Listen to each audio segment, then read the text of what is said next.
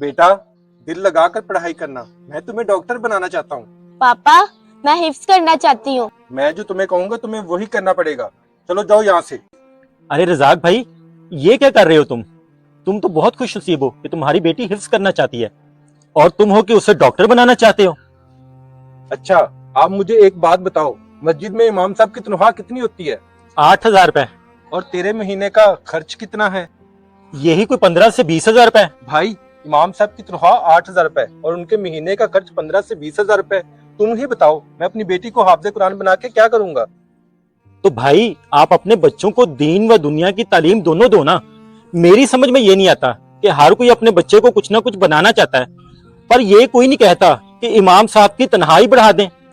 और भाई, हर कोई अगर यही सोचने लग गया तो अपने बच्चों को हाफिज कुरान कोई नहीं बनाएगा। और एक बात, हर किसी का निकाह पढ़ाए इमाम, जनाजा पढ़ाए इमाम और फातिहा पढ़ाए इमाम। और भाई, जब इमाम साहब की तनख्वाह बढ़ाने की बात है तो कहते हैं ये इमाम को हटाओ और नया ले आओ।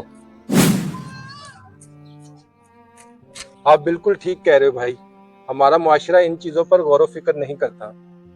अपने बच्चों को दुनिया की तालीम के साथ साथ दीन की तालीम भी दिलवाएं।